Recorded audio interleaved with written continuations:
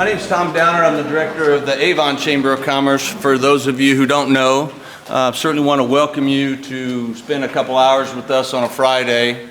This is our first of 4 educational series, obviously starting off in Avon and regarding housing.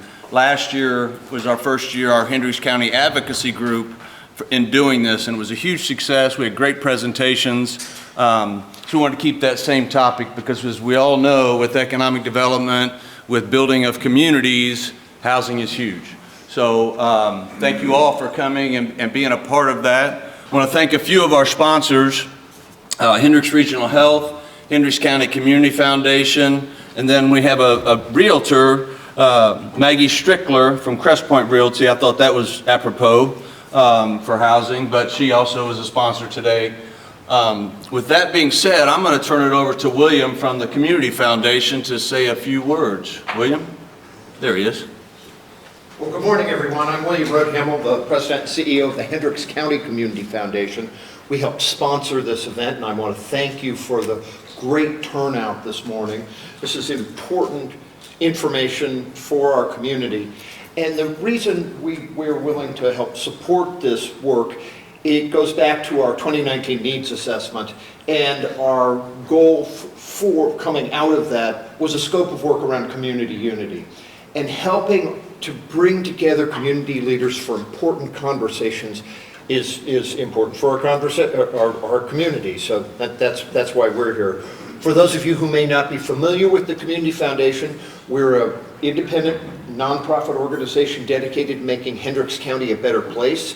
We do that by funding other nonprofits and important projects and programs in our community. So thank you for being here. Oh, I also wanted to mention our candidates forums that are coming up at the fairgrounds on March 5th and 7th. These are an opportunity to meet the candidates. There'll be candidates having tables with information for the uncontested races and the contested races in the community. We'll have the opportunity to speak on stage. We won't have the Democrats and Republicans together, but we will have those contested races. It's not a debate. They'll be answering questions from the field. So again, that's March 5th and 7th at the fairgrounds, and there are flyers on the registration table. Thank you again. Thanks, William. A couple more things, just from an administrative perspective, for those just coming in and so forth. Around the corner here are the restrooms, men's and women's restrooms. So obviously, if need be, and then coffee, donuts, always help yourself. Our format today is we're going to have speakers, 3 speakers come up and give presentations on housing and what have you, and then we're just going to have them kind of sit down as a panel and answer any questions that you guys may have regarding housing and or their topics of conversation. So thank you again for coming. We greatly appreciate that.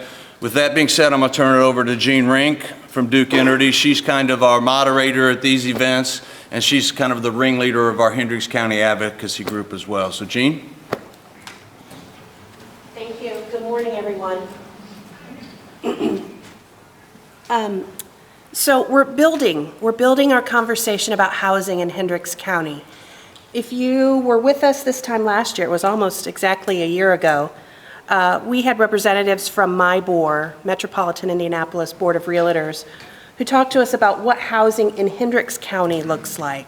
We looked at our demographics, we looked at the socioeconomics of our county, we looked at where the businesses are, where people are utilizing our commercial districts, and then we compared it to what kind of housing stock we have available.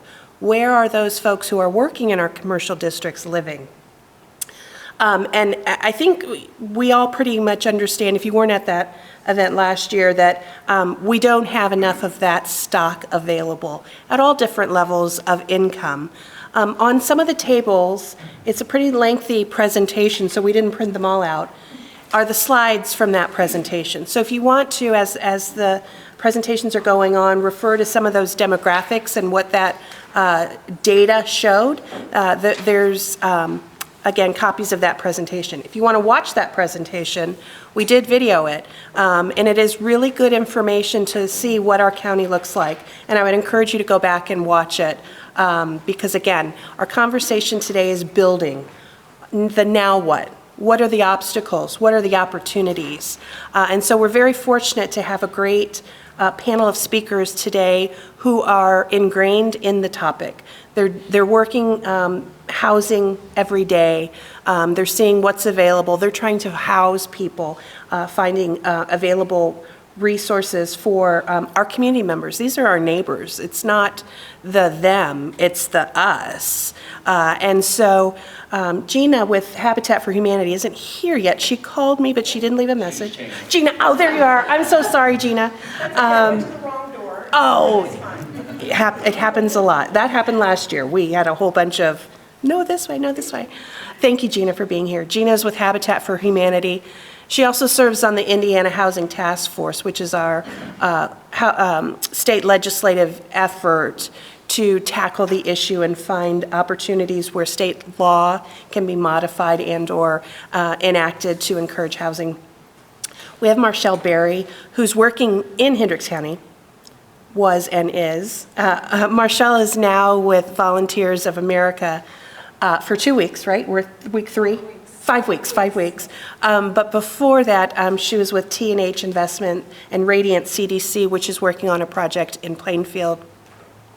And then, of course, we have Ryan Cannon, who's hearing it from all different angles with the town of Avon. So I'm going to read their bios real quick. Well, the order of here, we'll have Gina first, Marshall, and then we'll have Ryan as our last presentation, and then, as Tom said, we'll do a panel discussion. If you've got questions, there's cards on your table. Please write them down, and then we will moderate that conversation. So Gina Lecron has over 27 years of experience in construction, government relations, fundraising, and nonprofit management. Gina currently serves as the State Director of Habitat for Humanity of Indiana and supports the efforts of 50 local Habitat affiliates. She specializes in the development of home ownership opportunities for low-income families and public policy development to support that mission. Gina has managed large-scale development ventures, disaster recovery projects, and has raised over $50 million for affordable housing in her career. After earning her bachelor's degree, she received a certificate of nonprofit management from Duke University and a certificate of fundraising for management from IU. She's a top certified facilitator from the Institute of Cultural Affairs and a certified fundraising executive with CFRE International, and she lives on a farm outside of Indianapolis with her husband and teenage son. Marshall Berry has worked in the real estate industry since 2005, where she's held positions in residential and commercial sales and leasing, appraising, land acquisition, and real estate development. She specializes in the development of affordable housing through the rental housing tax credit program and other private and public funding. Marshall has been involved in the development of 20 affordable senior workforce PSH? Permanent supportive housing and multifamily communities. Her portfolio also includes development of market rate apartments and single-family homes and adaptive reuse of historic buildings. She has served as Executive Director of Radiant Communities Development Corporation for the last 4 years and recently accepted a position as Vice President of Affordable Housing Development for Volunteers of America, Ohio, and Indiana. Marshall is a housing advisor to Patchwork Indy, a nonprofit organization serving immigrants and refugees on the north side of Indianapolis. She also serves on the Housing Alliance Indy Task Force and Housing Steering Committee for Prosperity, Indiana. And last but not least, our dear friend Ryan Cannon. Since 2021, Ryan Cannon has served as the town manager for Avon, having previously held the position of Public Works Director there since 1999. An Indiana University alumnus with a bachelor's degree in public management, Ryan began his career at the City of Indianapolis Public Works Department. In one of Central Indiana's most rapidly expanding communities, he has played a pivotal role in navigating growth's challenges.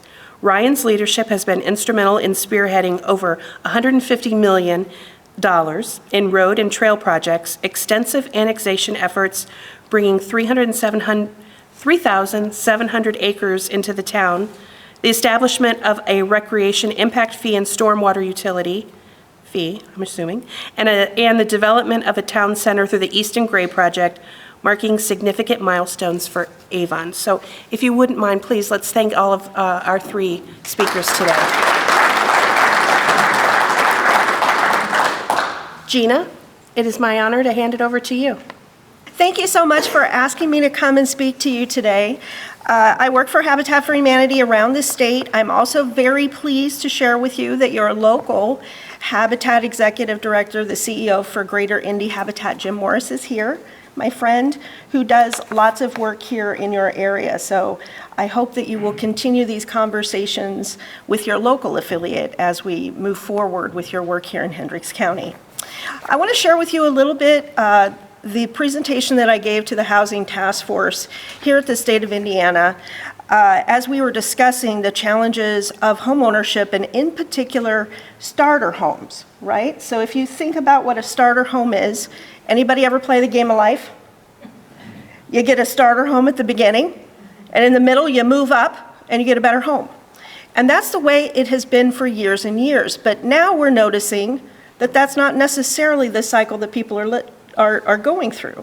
So for example, if you come from a more affluent family, you might have your family help you with your down payment assistance, and you might get into that dream home a lot earlier, maybe than others. But that doesn't mean that the starter home and that next level home is not still a good path. It's just a rarer path for people, mostly because we don't have housing stock, right? We don't have that inventory that's available that's decent for people to move into and then move up. So I want to talk to you just a little bit about Habitat Works to provide starter homes for families across the state of Indiana. So at Habitat, who we are, we have 50 affiliates in the state of Indiana. We serve 75 counties. Here in Indiana, we are building homes probably about 250 to 300 a year. In our lifetime, we'll celebrate 40 years of building in Indiana this year. 7,000 homes for low-income families, so not too shabby for a small nonprofit. In actuality, we're not as small as you might think. We're actually one of the top 10 builders in the state of Indiana. We're also one of the largest nonprofit homeownership provider in the state of Indiana. So with that, we have huge coverage and huge footprint in the state, but we still have the same kinds of challenges. One of the challenges that we have is lots of people, I think, make assumptions about low-income people that are blatantly false. So for example, if you think about a homeowner who might be moving into one of our houses, I want you to start thinking about support staff that you know. So when you go to the doctor's office, there's a receptionist that checks you in.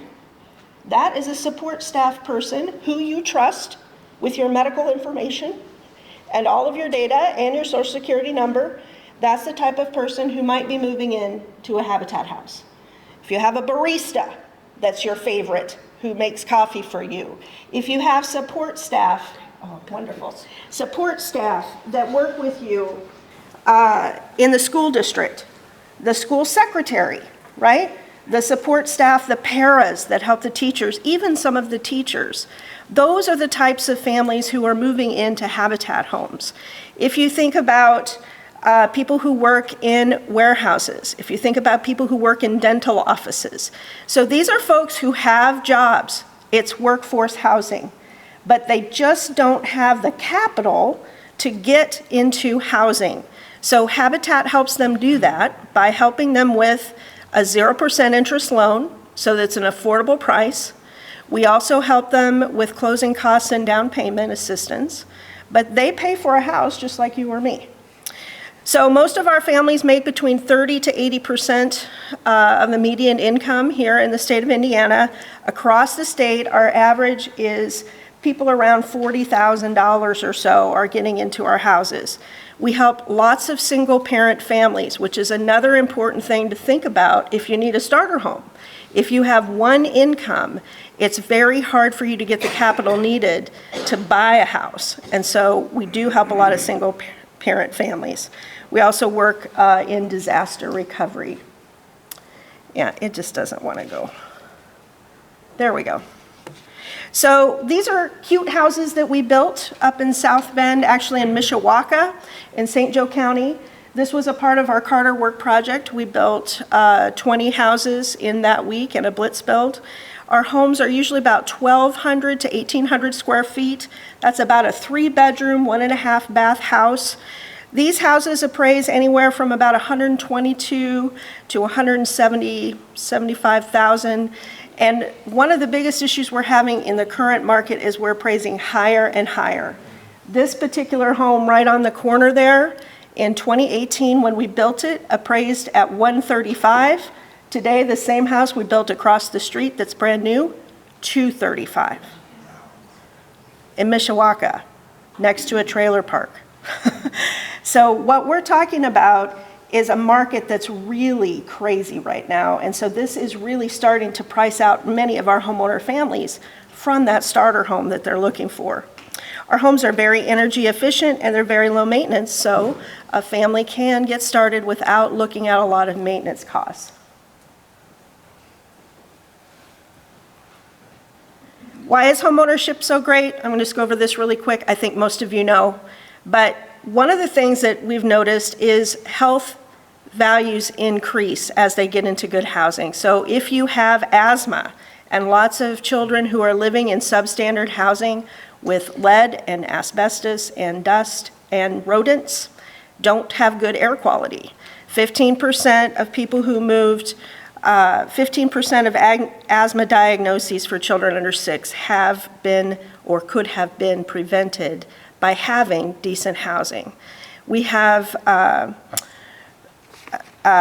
doctor who's done a lot of work with Habitat for Humanity, and she likens it to a vaccine, that good housing prevents lots of other kinds of illnesses because it provides those basic things that you need in a family. Obviously, the most important thing is the wealth aspect of what we do, right? If you don't have a home that you own, how do you get access to wealth, long-term wealth? You're not going to be working the stock market, right? And you probably don't have access to generational wealth. So the only pathway to long-term sustainability is the equity that you build in a house. And if generations of your family have been locked out of the housing market, it's impossible for you to generate that wealth for yourself and your family into the future.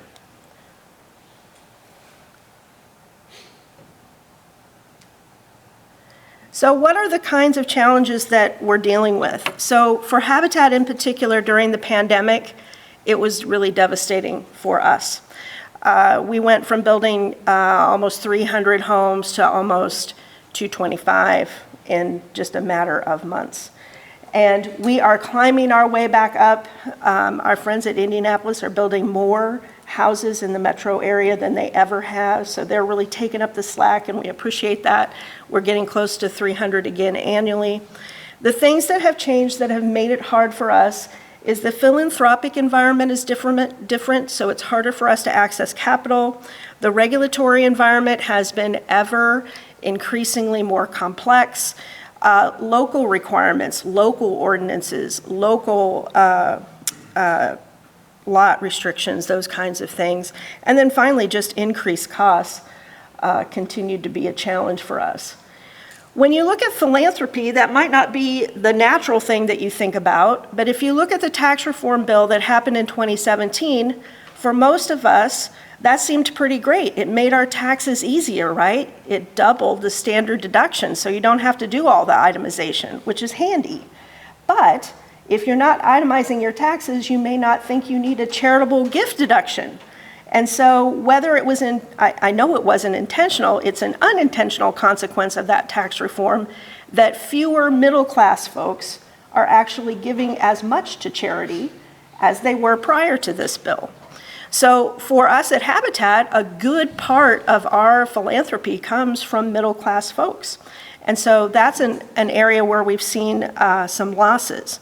Here locally in Indiana, there's a NAP credit program that's been expanded to serve lots and lots of other charities, which is good, but it does dilute the number that's given to housing efforts. Same thing with HUD. HUD focuses a lot on rental housing at this point. For us, regulations, right? We're a mortgage holder, so Habitat sells that house to a family. We hold that mortgage. Those payments come to us. Those payments then go right back out the door to build another house for a family that's just like them. So we have to meet mortgage regulations, building codes, OSHA, all those same things.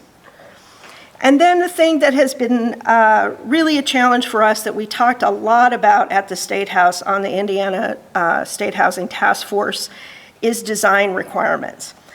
And lots of communities want to have beautiful looking communities. We want to have beautiful looking communities. We want to live in a beautiful community. But what we don't understand, again, an unintentional consequence of making those is it prices out families from being in your market. So something as small as not wanting vinyl siding on the products in your community could price out a family because hardy board is more expensive. Hardy board may look really nice, but in about 15 years, it's going to need a paint job. And if that family can't afford to do a whole house of paint, pretty quickly going to be an eyesore. So it's important to think about those products not only in cost, but also in longevity and maintenance. The other thing to think about is a 2-car garage requirement. For many of our Habitat families, if you're a single-parent family, you're going to have 1 car most of the time. So we're oftentimes required to build an additional garage for a car that doesn't exist and might never exist for that family. That's another $15,000 to $20,000 on the price of a house, which is, believe it or not, a big deal and prices some families out of housing. Setbacks and lot size restrictions, we cannot build enough housing right now to meet the inventory needs. If you saw in that presentation, the deficit is about 2,000 units, right, in the whole area.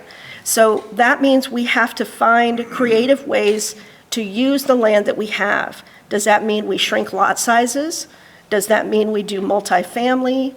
Does that mean we get creative about more dense population in our area? So the other thing too, infrastructure costs a lot. A project that we're doing in Bloomington, we priced out before the pandemic to do 80 homes in a huge subdivision, and we phased that out. The second phase is going to cost $80,000 per unit in infrastructure. That's not a house. That's sewers and roads and access to electrical. That's just setting the stage for construction. And we're already almost to price one of our families out with that infrastructure cost. Pre-pandemic, it was $60,000 a lot. That's still not very cheap. So when you start thinking about these new subdivisions and new developments, infrastructure is a key barrier from us being able to do a lot of those. Even little things, requiring certain kinds of sidewalks, all of those things add up to more than many families can afford. Again, we're dealing with challenges in terms of just inflation, right? Everything costs a lot more than it did before. Habitat is just like any other builder. We have to pay those same fees.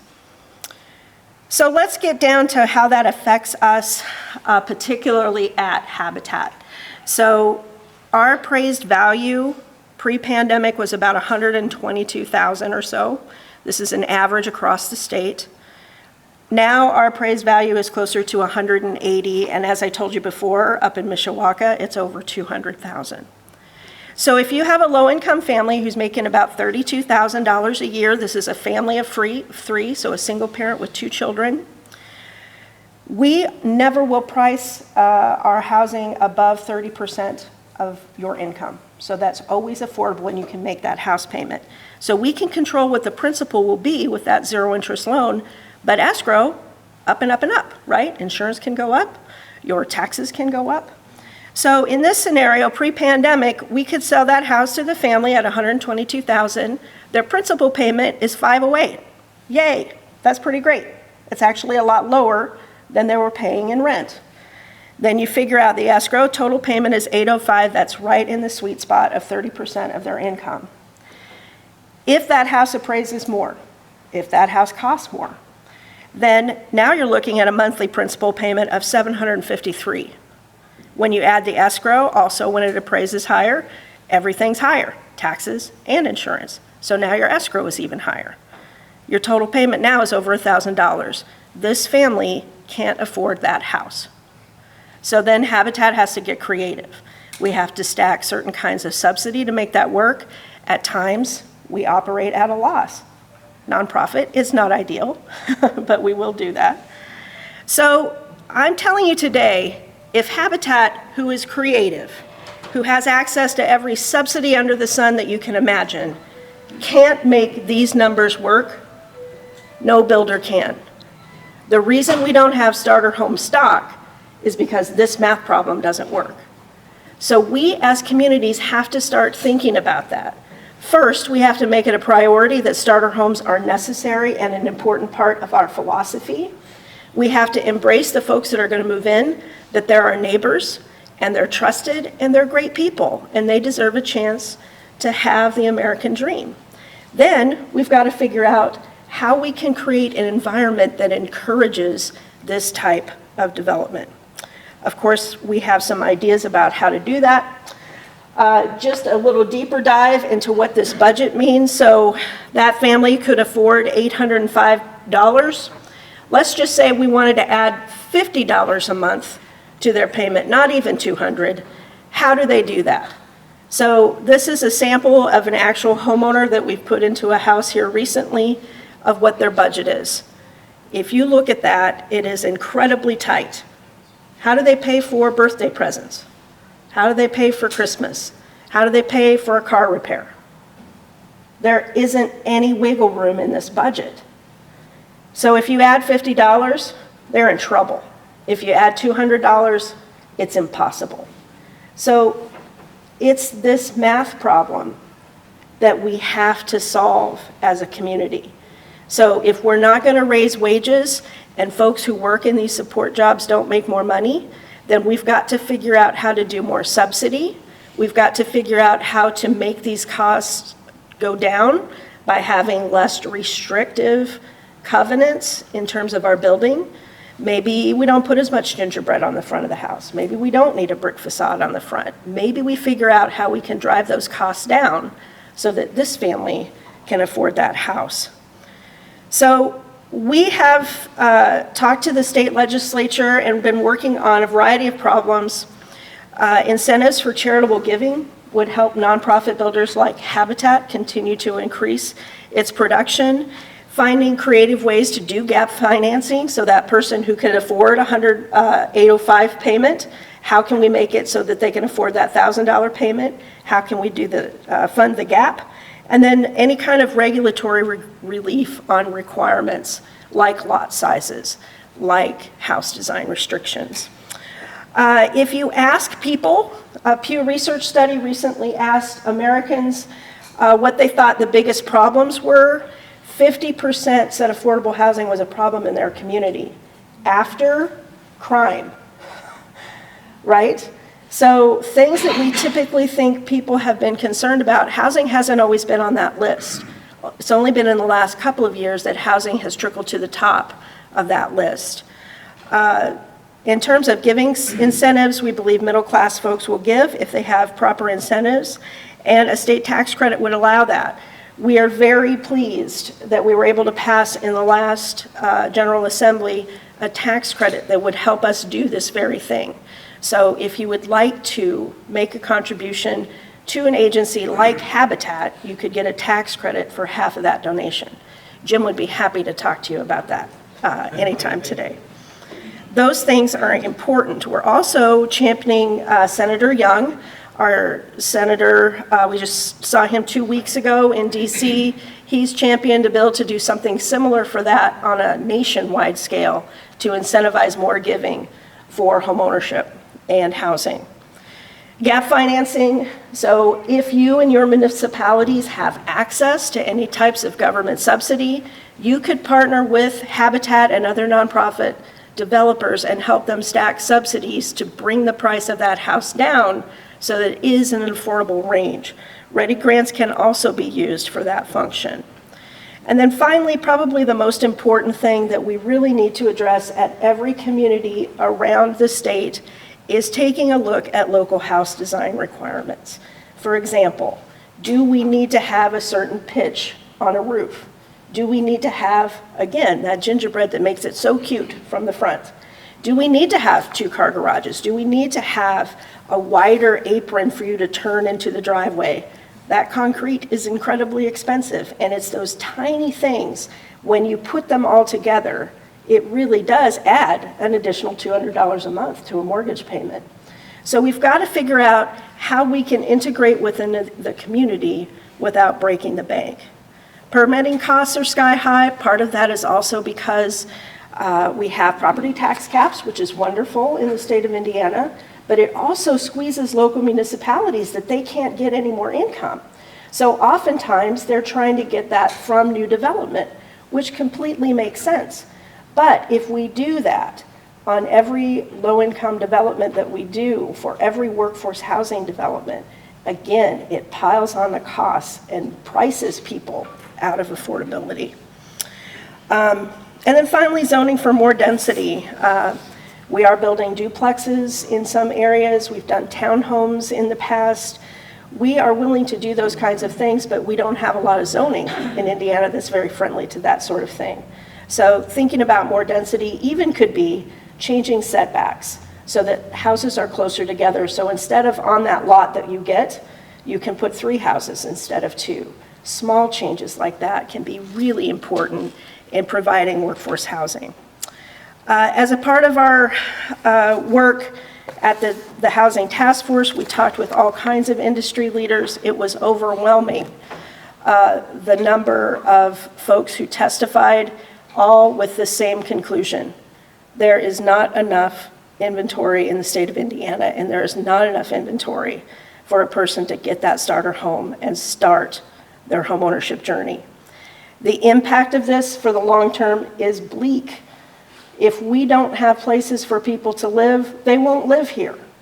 In Fishers, they've closed a couple of the Taco Bells for certain times of the day because they can't get people to work there and commute in to work in those jobs.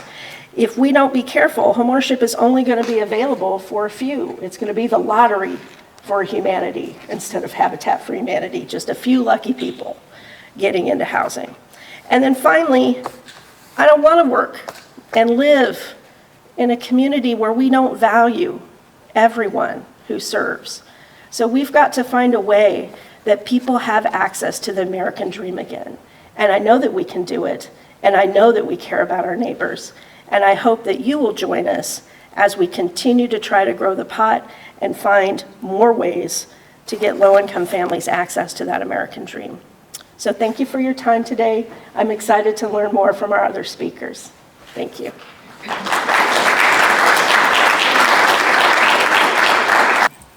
I'm going to go ahead and start. My name is Marshall Berry. I am, as been shared, I've been in affordable housing and real estate development for about, almost 15, 16, 17 years.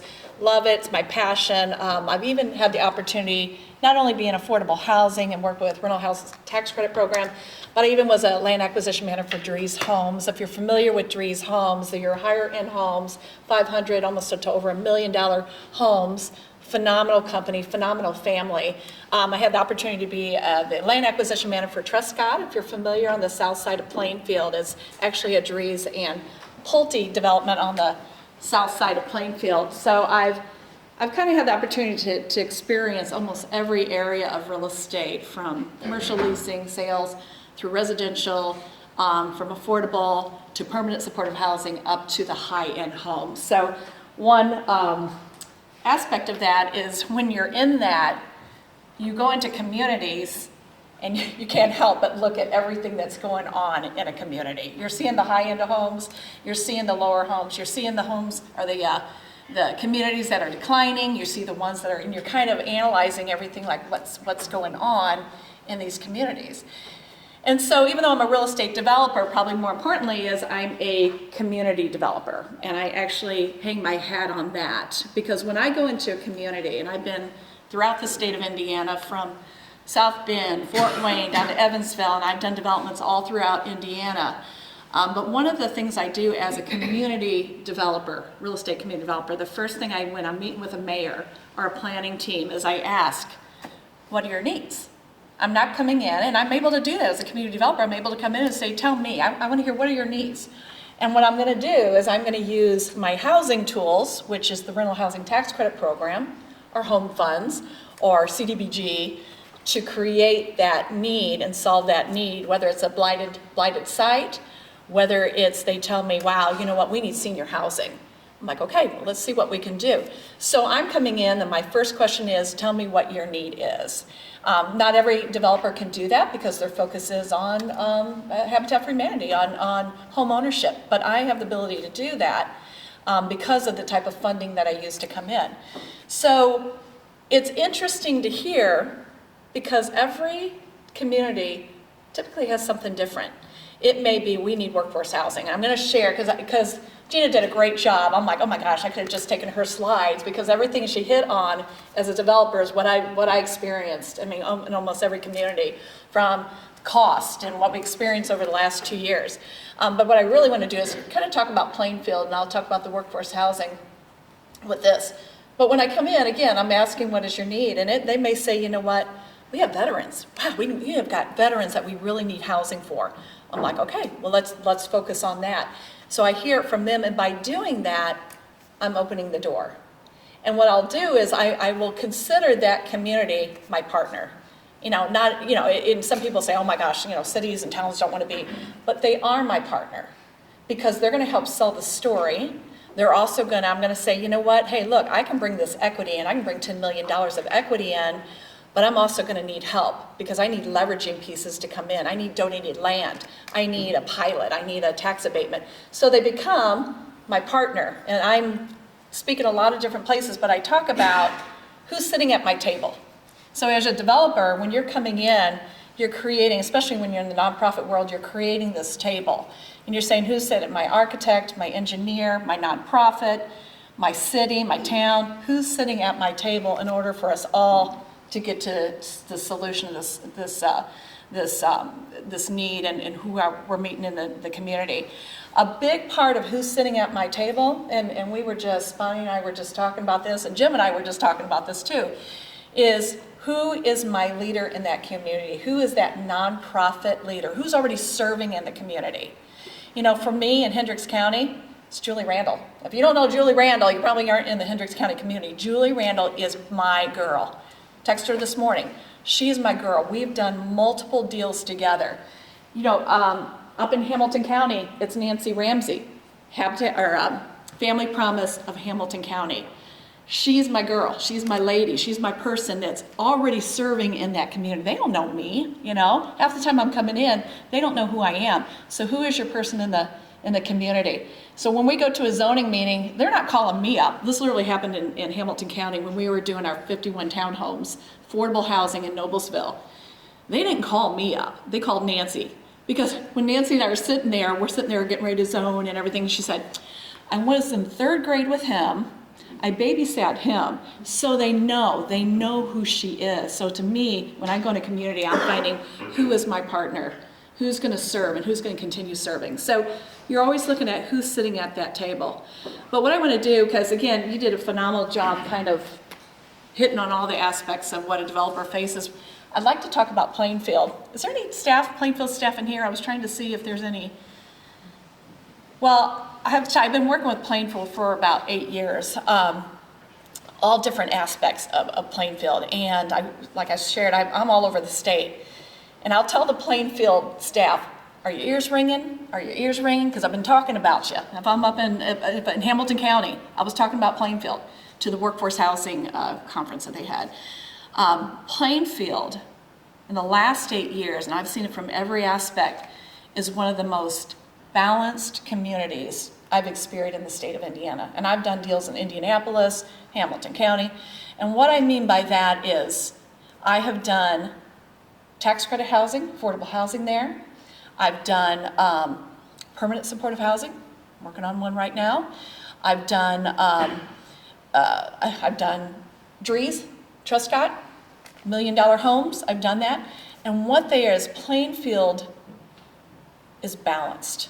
They're forward-thinking, and they know you need every type of housing. If you have anything to take away from me today is a balanced community is a healthy community.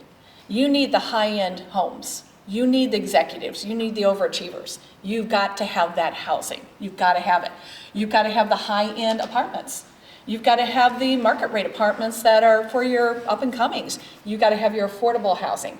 You've got to have your Habitat for Humanity homes. You've got to have your starter homes. When you go into a community and you see, and you can see when it's off balance, and I'm from Hamilton County, and talk about an unbalance, I could say it, I've lived there a long time. You go into Hamilton County, in my city, way off balance. I love it when she shared about, you go into Kroger's, great, you got all these beautiful buildings and everything, you go into Kroger's and you have to wait in line because there's nobody there to work there. I went into, if you're familiar with Hazeldale at 146th Street, this was about 4 years ago. And I was coming home, it was about 6 o'clock on a Monday, I was coming home, stopped by, I had to get some groceries, and nothing on the shelves. I'm like, and there was a gentleman, I knew he was probably a manager, and he was sitting there shelving. And I said, wow, I said, you must have had a really busy weekend. He said, no, he goes, I can't get help. He said, they're driving 45 minutes away to come work in my store. Think of it, Hazeldale, 146, Noblesville, Westfield. So you got this area, there's no housing. And he told me, he said, there's no housing here. Well, of course, as a housing developer, I'm like, can I get your car? Because I really want to talk to you. That's the problem with an unbalanced community. The other thing is, what kind of always concerns me is when you have a community that's not caring for those in their community. They much rather send them over to another city or another town to care for those. And when I'm talking about those in your community, those are your homeless, those are the ones going through addiction, and they're in your community. They're your grandkids, they're your kids that have been in the classroom, and you're not caring for those in your community. I'm not telling you that you have to have 80 units, but you should be caring for those in your community instead of sending them somewhere else. That's a balanced community. And that's what I saw in Plainfield, and that's what I've been experiencing in Plainfield for the last 8 years, is that they get it. When I come to an idea with them and partner with Julie, or when I was doing the $1 million homes, they said, let's talk, Marshall. I'm like, awesome. The other thing is a community like that is willing to be a partner. And when we talk about partners, I'll bring this in, I'll bring the affordable housing in, but can you help me? Can you partner with me? Can you give me a tax abatement? Can you give me a pilot? Do you got any donated land? You got any land that you want to do something with? And most of the time, the ones that are open and forward thinking, they're like, you know what? Yeah, we do have this parcel over here. You know what? Market rate doesn't want it. Noblesville, parcel up there, couldn't get market rate to even look at it. And so I found it, secured it, worked with the landowner. He's like, hey, you know what, let's work on the timing, no problem. I know you need a couple of years to put it under contract. I'm willing to work with you. I wasn't asking him to donate it, but he was a partner. He was like, I'll give you 2 years, no problem. We'll work on it. Went to Noblesville, and I was gonna do apartments there. Nice, affordable housing, tax credit apartments. Went and met with Sarah and the planning team, had my spiel, and I said, I want to do these apartments, I'm looking at this. And she said, Marsha, I'm going to stop you right there. She said, I cannot get apartments past the town council or the city council. She said, there's no way. They said, oh, we're already getting complaints about all the apartments. I said, okay. I said, what about townhomes? Would you do townhomes? And she said, well, let me think about it. She said, maybe townhomes. I said, what if I do townhomes that are lease to purchase townhomes? I said, so you'll be able to build that, they'll be able to build that equity. And she said, yeah, let's talk. So now I got tax credit, got $10 million coming in for 51 affordable townhomes for that 30%, a few of them are 30%, all the way up to 60% AMI. To me, that's workforce housing because my people there are working. So we're building 51. We didn't waive the architectural. We're doing what Noblesville is asking for. So, but one of the things they're doing is they're giving us the tax abatement. They gave us some other incentives. So they became my partner, and now we're doing 51 townhomes in Noblesville that are affordable housing. So again, it's your partners, talking with them, not taking everything them, but asking them what do they need and how can you help me in return. So that's kind of, if anything else, just thinking balance. How do you help developers? Again, how do you bring them into your community? So I do want to talk about the workforce housing because this was something they asked me to share about. So this was a situation where we started conversations about, oh my gosh, I think back in 2021, Julie and I were talking, and she was talking about the desperate need for affordable childcare, which I've experienced that everywhere, haven't I? Down in Morgan County, there's this need for affordable childcare. How do you do that, you know? So I said, well, let's talk about affordable. We know that there's also this need for workforce housing in Plainfield. You've got all these distribution centers, literally met with them, and they're like, we can't get employees. I mean, we've got them, and these are good wages, decent wages, but because there's no housing. So I said, well, so now we've got housing, we got childcare, we need transportation. How do we create this? And we really need to even train these employees on what it is to be a good employee. So we began to talk with Plainfield, and we talked about different sites.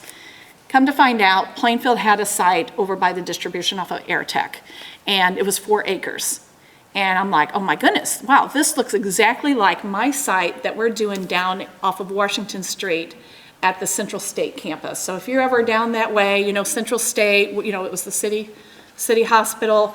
Now it's totally different. Well, we took 4 acres down there along Washington Street and did really kind of a workforce bond deal. So 122 units, 7,000 square feet of mixed-use space right down there off of Washington Street. City of Indianapolis loved it. One of the highest, highest commitment of funding. They used ARPA funds, $3 million to do that deal down there. Again, our City of Indianapolis was our partner on that. But the site looked just like the one down there. So we said, well, let's start talking about this. So we end up securing that site. Actually, this took 2 years, but we secured it with Plainfield. And I'll show you a little bit more. And we are in the middle of, and I should say we, Radiant and TNH, I'm no longer with them, but it's just a habit I got right now. How do I get this to go? Yeah, perfect. So to back up a little bit, so these were the needs from those distribution centers. They did a survey with all these employers, and they said, what are your top needs from these distribution?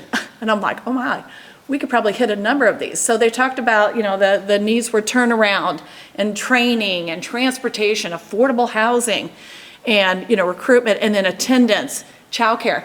And I was like, we looked at that. So Julie and I and the town of Plainfield and some of the other leaders in the community looked at that and said, okay, what can we do on 4 acres to start hitting some of those different hurdles for people and families? So we began to look at those, and we began to design out this workforce housing campus. Again, this was back in 2021. So remember, everything takes a long time. But we said, what if we were designed? And so we came up with 117 apartments. There would be 1, 2, and 3 bedrooms, but the square footage would be that 675. And again, the tax credit program, really, a lot of this is guided by what we're allowed to do with the tax credit. So we kept going through, and we said, you know what, we want the early learning. We want it to be affordable childcare. Well, Julie she's already in that niche with her partners that she has. So let's bring a 10,000 square foot building. The interesting part about that is because we're serving the community, I'm able to use tax credits to help pay for the childcare facility, the early learning. Maybe just a black box, but I can help pay for part of that because we're serving the community. So you begin to structure how to use this equity coming in to create this kind of campus. So again, we begin to develop. So they are now working with Plainfield and moving into that next level of what does this look like. So again, if you're familiar with AirTech, we're looking at 117 1, 2, and 3 bedrooms. These will be a workforce campus. And again, some people want to think, well, that's a higher end, workforce is higher, it's 120 AMI or 140. For me, if you're in my community and you're in my apartments and you're working, you're workforce housing. So you're just hitting at that level. So this gives you an idea of who's going to live there. Can you guys see that? Okay. So this is geared, and this is really controlled by the tax credit program.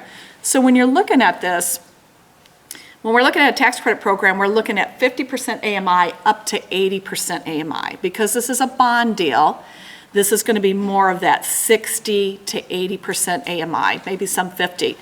But if you look at what the salaries are, and again, I'm going to kind of expand off of what those other salaries are in the community.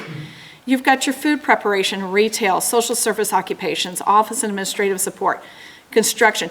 Those are in that area of the workforce housing in your community that we're housing. It is the people working at your Kroger's and at your schools. That is the workforce housing that we're focused on meeting the needs of.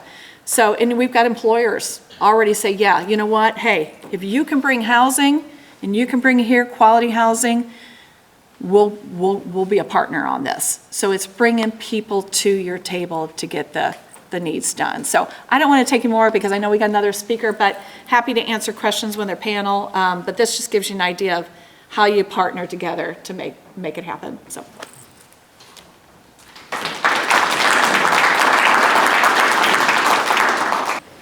Well, good morning, everybody. I'll get started while Lisa's pulling this up. Once again, my name is Ryan Kanan.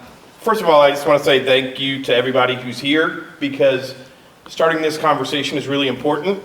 But I think what I'm going to emphasize through what I tell you here is that this is just a start because a lot of the problems, especially that you've just heard the previous two speakers talk about, it's not at a level that we're here, people who are here, when I look around this room, you guys understand these things. Our challenge, and I'm going to tell you as a town, our challenge is not people like all of you, it is our community and telling the story to our community and getting the public to understand these issues.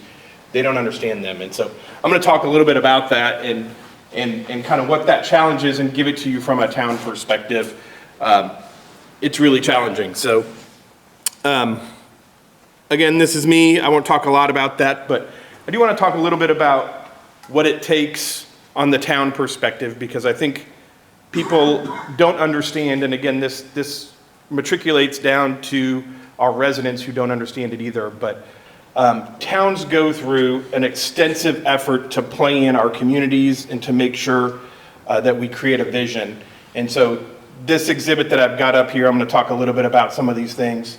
The main thing is the comprehensive plan. So if you don't know what a comprehensive plan is, the comprehensive plan is the umbrella. It's the vision for our community. What do we want for our community?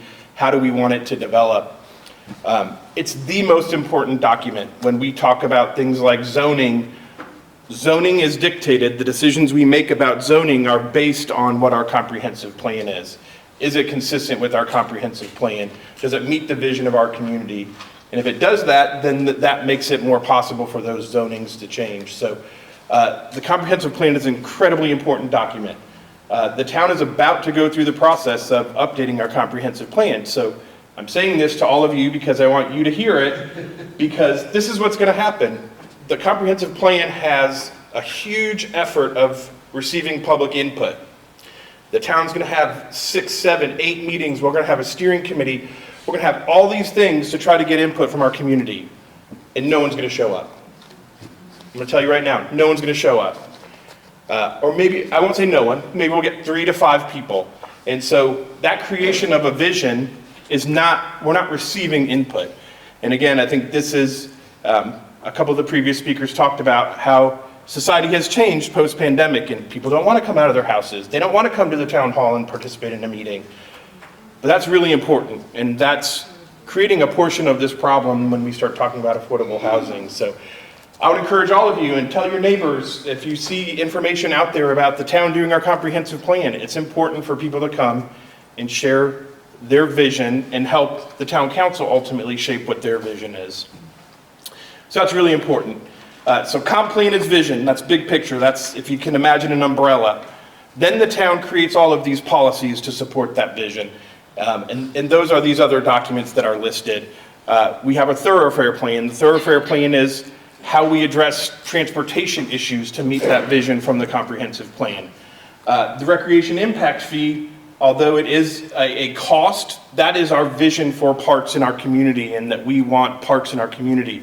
And so that comes with a fee. And so it does, when you come to pull a building permit, you do have to pay the recreation impact fee.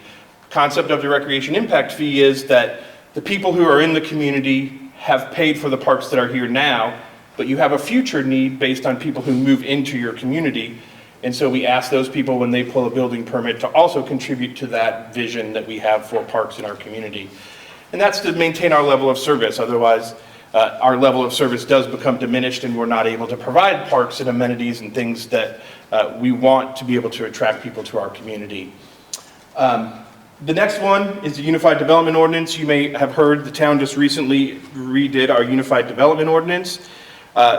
Some people may have some different terminology for this. You may hear people refer to it as a subdivision control ordinance or a zoning ordinance. A Unified Development Ordinance is just those two documents pulled together, the subdivision control ordinance and the zoning ordinance. And I'll talk a little bit more about those in a minute here on my next slide. But the next one we have then is our Trail and Sidewalk Master Plan, which is connectivity. And so this is one of the big things in communities. It was especially challenging. I know I left a copy of a map on there on your tables of the town boundaries. So because of the way Avon developed, we have lots of challenges in creating connectivity. Because Avon is relatively new, we were segmented and we had different pieces of town that aren't connected. But again, to try to build a community, when we cast that vision, we wanted to be connected. We want there to be a transportation system available for our residents to be able to get to things. It also helps with things like affordable housing. There may not be people, they don't need transportation if they can walk on sidewalks or they have other ways to get to their jobs. Previously in Avon, that wasn't really an opportunity, and the town has spent lots of money to try to create that connectivity, and so that was, again, important to our community. The most boring one up there of all of them is the stormwater management ordinance, but stormwater management is managing the drainage system and how we deal with drainage. Every time we bring new houses to our community, that creates impervious area. That impervious area creates more water that we have to do, and we don't want to have drainage problems in our community, so we have to have ordinances to regulate those things. So again, all of these documents, these are policies that the town creates to support that overall vision of the comprehensive plan. So the next thing I want to talk about, because I think there's a lot of misunderstanding, and I feel like it's important to be able to talk about what the town can do and what it cannot do. And so I'm going to talk about those in terms of a couple of these different things, and I'll try to put this in a perspective. I think the most important one is zoning, because that's the one that people maybe hear about a lot. Zoning is discretionary. So when we talk about zoning, if you don't know, every piece of property in the town of Avon has a zoning. It may be agricultural, it may be residential, and we have multiple different residential districts. You have R1, R2, R3, R4, R5, and all of those pertain to a different density level. So in R5, you can have a higher density, and R1 means your lots are really big. And then we have commercial districts and we have industrial districts. So there's like 13 different zoning districts. And so you can develop your property however you want, as long as that underlying zoning allows it. So if I own a property that's R1, I can put a certain number of lots on that property, and I don't have to do anything. I can just go through. I'm on the right-hand side of the column, which is, it's ministerial, which means if I meet the regulations of that zoning district, I can build whatever I want to build. I don't need the town's approval. As long as I meet your ordinance, I can do it. Same thing with the development plan review. If you have a commercially zoned lot and you want to build a commercial building on it, you can do that. We have regulations that say if you're going to do that, this is what you have to do, and you can build it. It's ministerial. If you meet the ordinance, it gets approved. The area where it becomes discretionary, where we get into the other column, is on the zoning, and I want to change the zoning. So if my property is zoned agriculture and I want to go to an R3 because I want to build apartments, now you have to go through the town's process of going to be rezoned. And that is discretionary, and so that does become challenging. The first step in that is you have to go to the Plan Commission, and you have to make your case in front of a Plan Commission, which is a group of 7 citizens, and then they make a recommendation to the town council. And then the town council actually has the final say on that. So that is discretionary. The town does not have to do that. It's up to the town if they want to do that. So that process can be challenging. The Board of Zoning Appeals is a little bit different. I put it in the discretionary category, but I think this is important for people to understand too, is that every decision the town makes, there is an appeal process that somebody can go through. So even if you're going through a plating process and our staff says something or we do something, there is another process that if you don't like that answer, you can go through that. Typically, most of the time, that's the Board of Zoning Appeals. Sometimes there may be a standard that the town has that you can't meet. You may have a practical difficulty on your property on how to be able to build something. You can go to the Board of Zoning Appeals. They are quasi-judicial, and so they will review it. If you have a practical difficulty, it is their discretion. They can choose to approve it or not. And typically the way that works is they may say, hey, you can't do this, but can you do this? And it gives them the ability to kind of negotiate and work with property owners who may have issues. I want to step back a little bit to the zoning because I think this is the one that does create some challenges, especially to affordable housing. In Avon, a huge portion of all of the properties in Avon are zoned agricultural or R1. And so that means if anybody wants to do affordable housing projects or something like that, they're going to have to come through that zoning process. So that does make it a little more difficult. And so when I move to my next slide, I'll talk a little bit more about some of the challenges of that, because not only do you have to go to a plan commission when you do that and to the town council, you also have to go through a public hearing process. And so that public hearing process opens you up to the public coming and basically attacking what you're doing. And that becomes a challenge on our side of how we kind of navigate that issues. And I'll carry that back to the previous slide. Those 6 planning documents that the town has gone through years of effort of planning and creating this vision, all of that comes under attack when we get into that phase of that kind of discretionary zoning piece. So now let's talk about those obstacles a little bit. And again, a lot of these have come up already. In particular, this planning principles versus public perception. And so everybody's right. There are planning principles that our planning staff says, and they're typical, hey, if you have more density in an urban area, that's better. You want more density. That really conflicts with what our public perception is. And so that's really challenging. So again, back to that zoning issue, when we come through and somebody wants to do it, we have really 3 very common responses that we get from the public in terms of what it is. And I'll say these as a big picture. We also get things like, you have poor planning for traffic, and you have poor planning for drainage, and you're going to cause drainage problems. Well, I already addressed all those things. We have really good planning documents that addresses all those things. So when the people get up and tell us those things, it's really frustrating as a town and staff. We have these great policies that address all those things. Those aren't really legitimate issues, but that's what people do. But really the 3 big ones is, the first one is, it was okay for me to move here, but I don't want you to move here. And so all of these people come to our meetings and berate our planning commission and our staff and our town council members and say, hey, it was great that I got the house here, but I don't want anybody else to come. Very common. That's the first one. The second one is that people don't want something different than what they have. And so if you look at what Avon is mostly comprised of, it's all single-family housing. And so when people come, they say, I want something similar to what I have. And if I live in a $500,000 custom home, that may not work for everybody. But that's the reality of the situation. So the third is, and I don't know if you guys have heard the term before, NIMBY. That's kind of the term we use, which is not in my backyard. And again, very common for the town. People do not show up unless whatever is being proposed is right in their backyard. If it's on the other side of town, guess what? Those same people don't care about what gets built. They only care what's in their backyard. So that becomes a real challenge. And so that kind of builds into my second point, which is political will. And I don't mean political will as a negative, because I feel terrible for my town council that they're actually put in these positions to have to defend the town.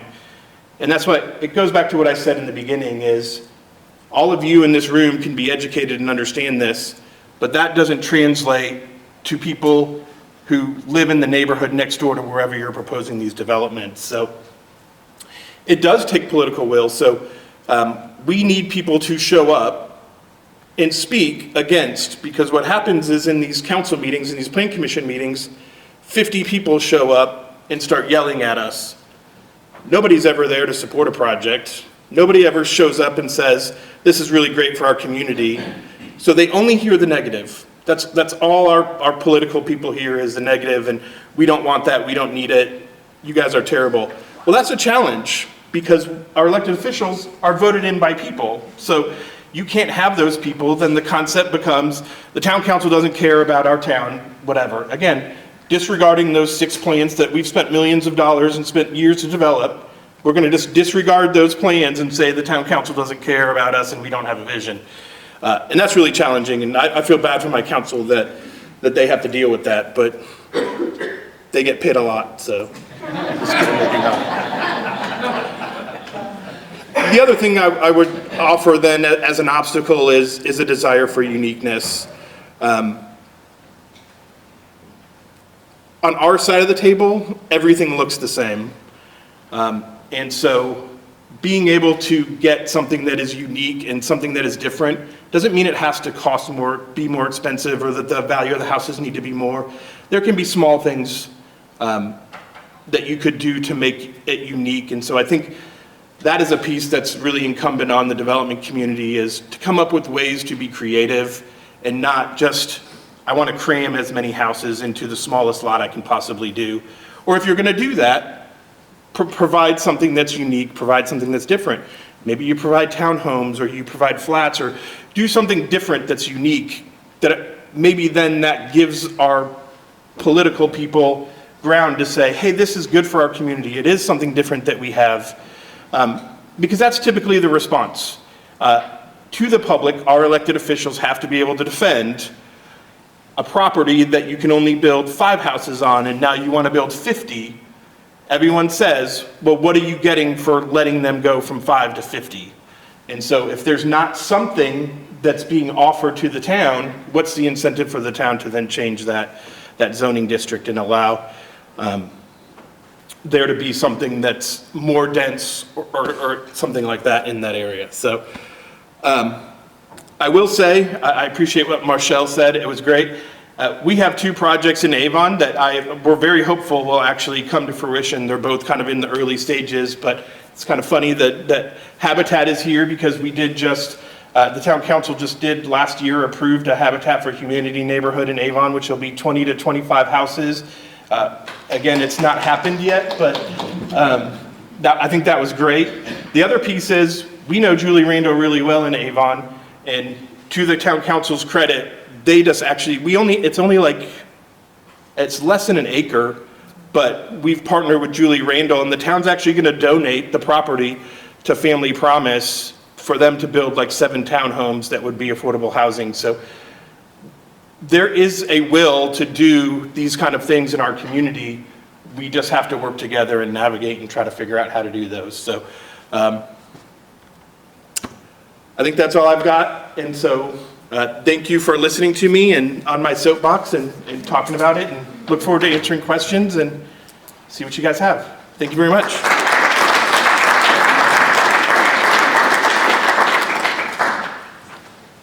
So, thank you, Ryan. It's very important to note that the municipalities are constricted by the ordinances and the laws that we ask them to implement. And so it's not we don't want, it's what can we do? And the other message I heard from Ryan that we all fail at is showing up. All of our elected officials get beat up by the naysayers. And very infrequently do they hear from us gratitude and support and appreciation for what they're doing. So if we're not showing up, we're also failing our community. So that's really important. I'd also be I'd be very remiss to not acknowledge our elected officials that are here in the room. We have two counselors from Avon. If you would please stand, Don Loudon, and Robert Pope. Who am I missing? Are there any other elected officials in the room that I've, at any level? Oh, I'm school board. School board, yes, Ann with the school board. And I'm Diane Hubbard here on behalf of Congressman Jim Baird. Congressman Baird's office is here. Anyone else that I've forgotten? It's Blackers hiding. Oh. Washington Township Board. Township Board. Oh, there's Steve Patterson. He's on, what township? Lincoln Township. Brownsburg. Thank you. It's not easy work, as I'll tell you. They are well paid, as Ryan pointed out, which I didn't know. So it's really important to show up. So now is the point of our presentation where we're going to take questions from the audience and really kind of ask what you haven't heard. So if our three speakers would join me up here at this awkwardly vacant table, we'll have a conversation and let's ask hard questions. Why does something not work? Why does it work? If there are cards on your table, I think this group is small enough. If you just want to raise your hand, we can do that way too. I've got some ideas. I always have questions.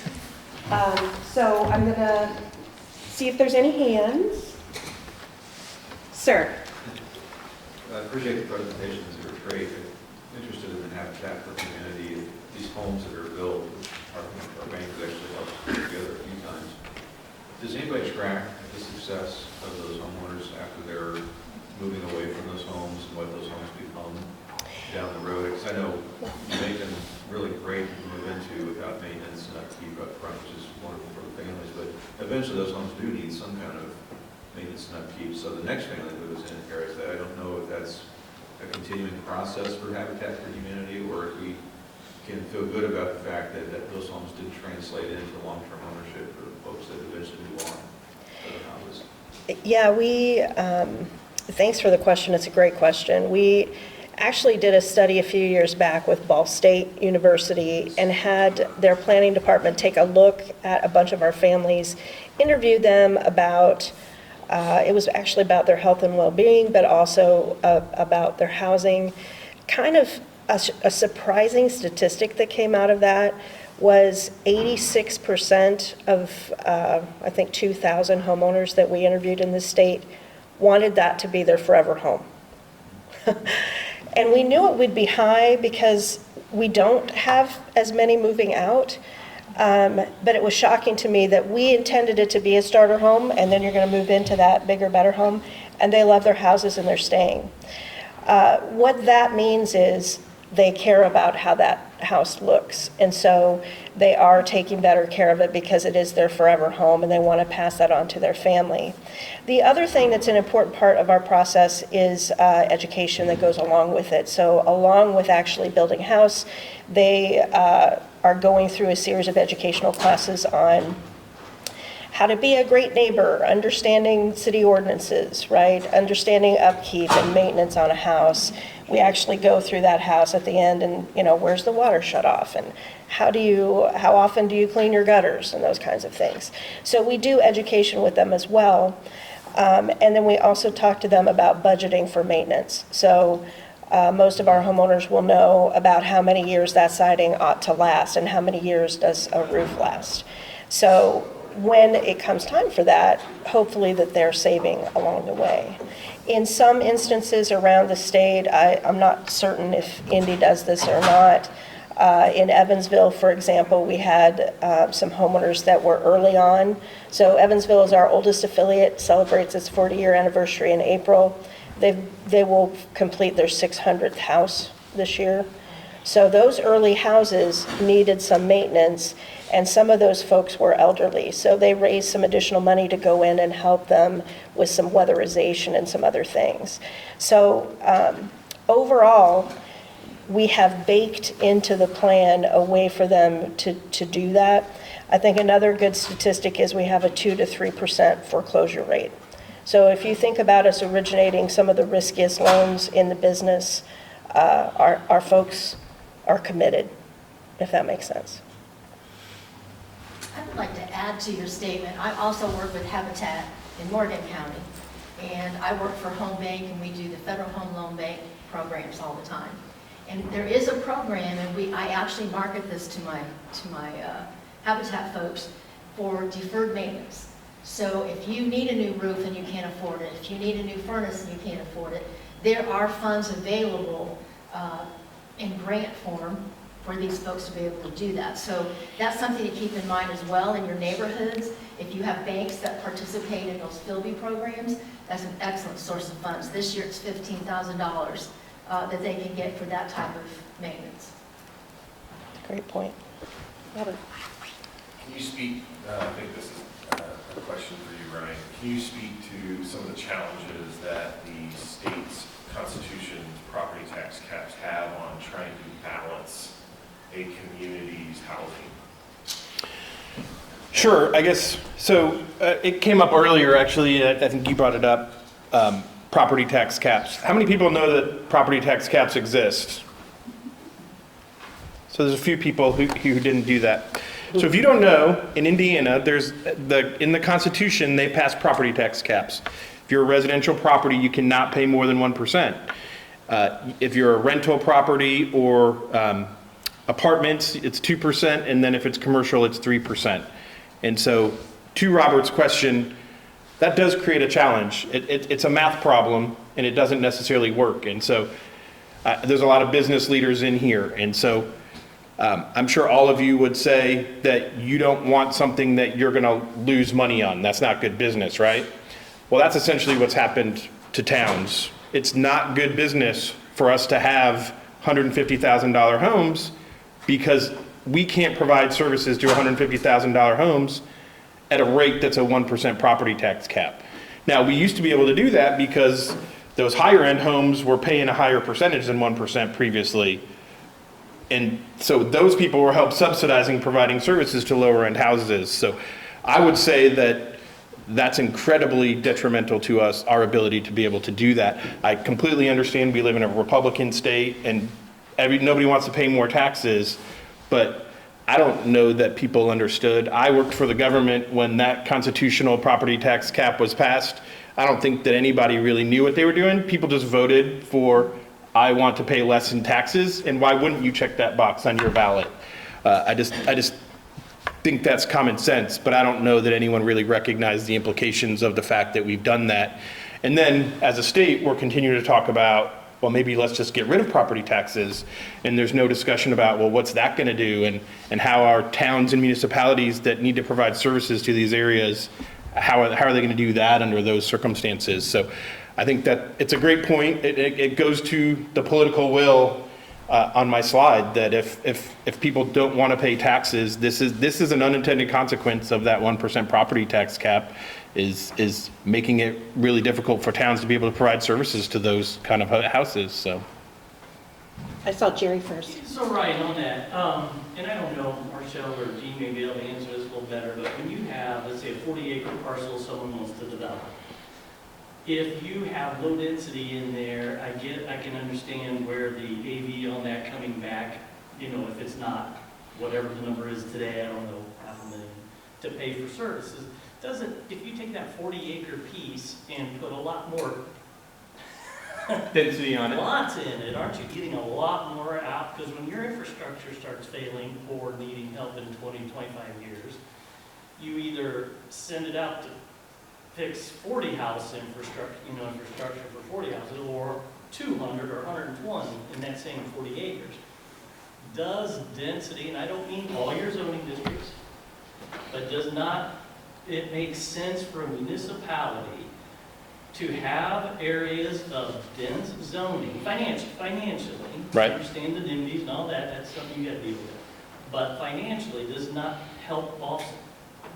Unless the state changes, like you said, does that not help?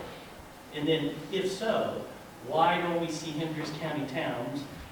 I would agree with Marshall, Plainfield does tend to have a more balance, but why wouldn't more towns, when you do your comprehensive plan, recognize that? Yeah, I think that's a great question, and absolutely, you're 100% right. That would be an argument to push to more density.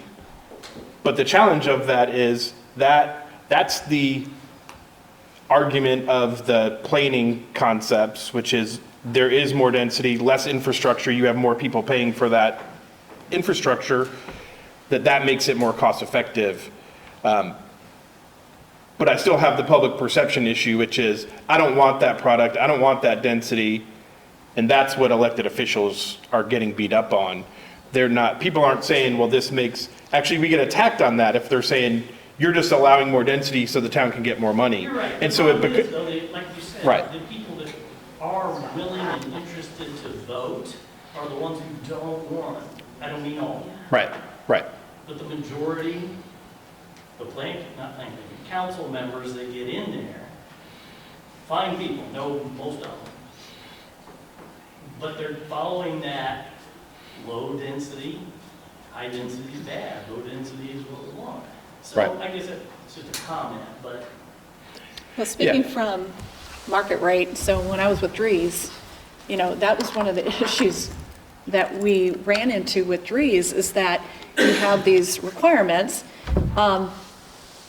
but it doesn't support what the current market is wanting.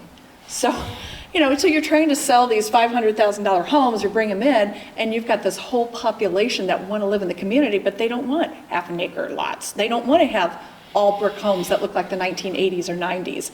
And yet the requirement to be in that subdivision, if you're doing a custom home, is to have all brick homes. And we're like, but nobody wants that. You know, I mean, so it's staying up in the comp plan, which I want to thank you, because I can't get tax credits unless I have an updated comp plan. So God bless you and thank you for staying on top of that. But know what the market is. You know, that might be what your community says, well, we don't want change. But then you know what, okay, then you're not gonna have people moving in, you're not gonna have younger generations moving into your community because you're not providing what they want. They don't want large yards. They'd rather go to the park down the road. So it's just being aware, do your market studies, be aware as a community, what is in, what are people wanting, what's the styles of home, and make sure your comp plans and stay within that realm. And I almost think we need PSAs about who is workforce housing.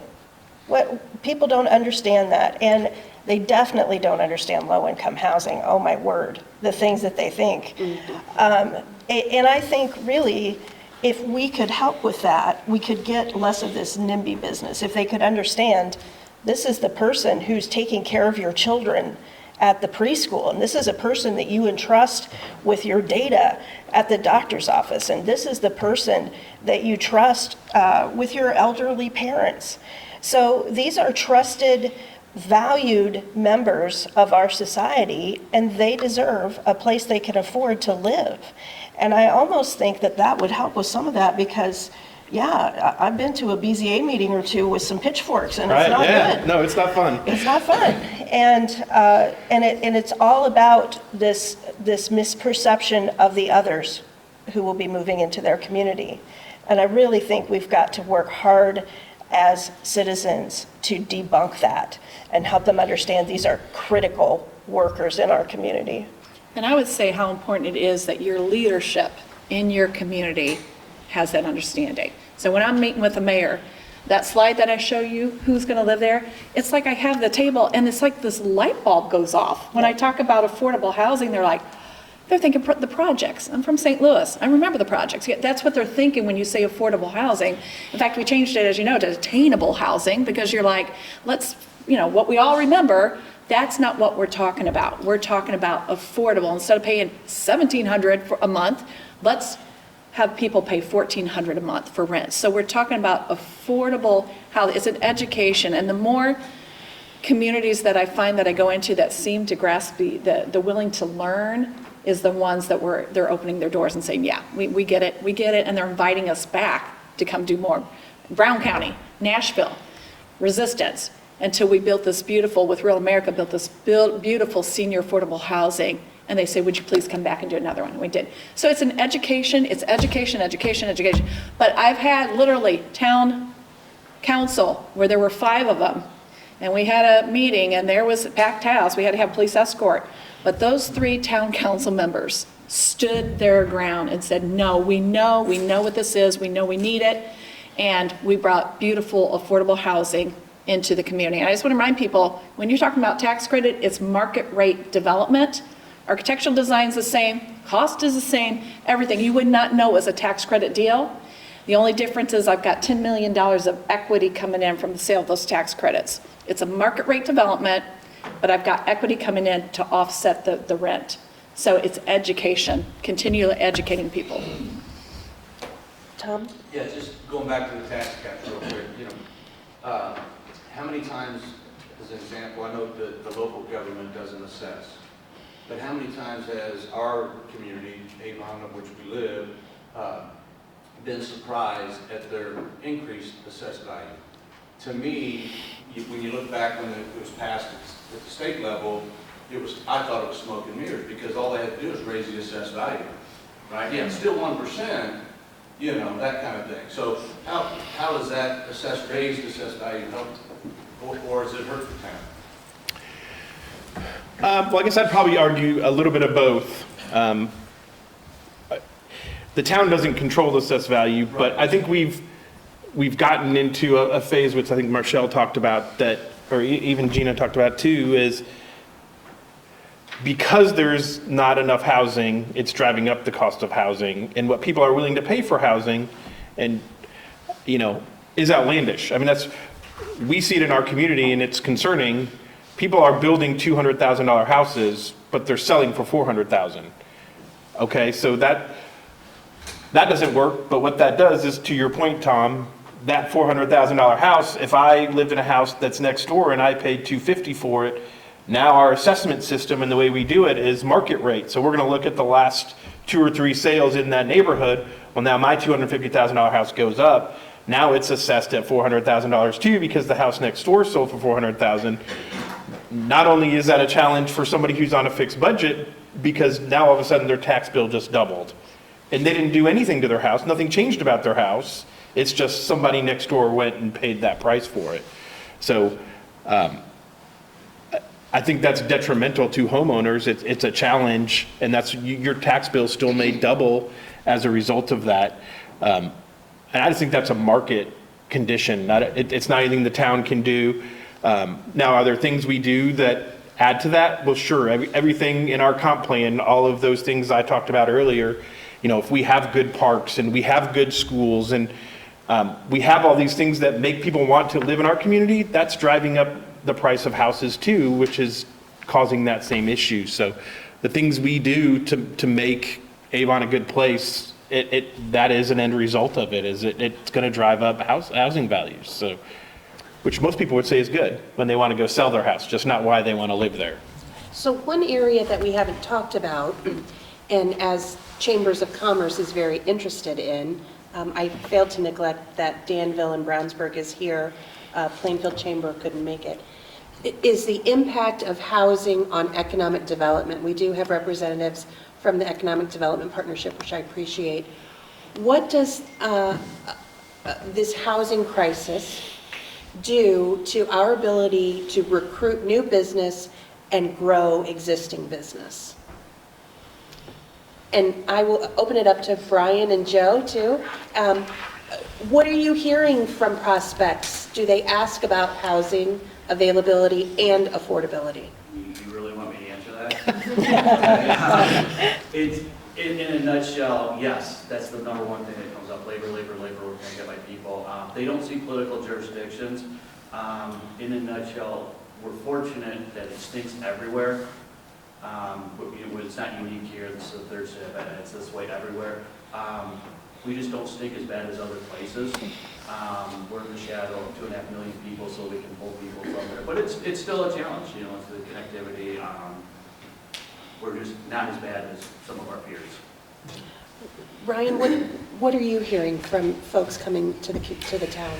Yeah, we hear the same thing. I mean, Brian and I are sitting in the same meeting, so we hear the same thing. I mean, labor's incredibly important.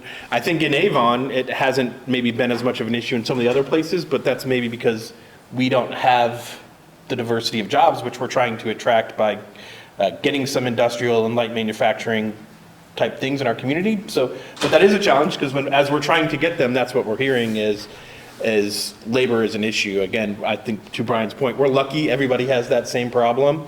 And I think because Avon doesn't have a lot of warehouses and light industrial like Plainfield does, it's a worse problem in Plainfield than it is in Avon. And so we'll grab from a little bit of a different group of people, but it is still a problem. It's a question that's asked, am I right? Oh, yeah. First question that's asked, yeah. And I had it with Plainfield, so with Drees, I heard from the employers, we don't have houses for our executives, for our managers. That was with Drees, and so we said, well, let's try and solve that. So we solved that with Trescott. Then it went the other way. Well, we don't have housing for our employees, our entry level. So you look and see, that's the need. Let's see what we can do. So you have both, again, balance. Yeah, and how the Indiana Workforce Housing Task Force started was the governor had the workforce development plan, right? Going out, talk to all the business, all the industry. First thing they talk about is housing. And he reaches out to those of us in the housing industry and he says, oh, is housing a big problem? We're like, yeah, it's a problem. It's been a problem for a while.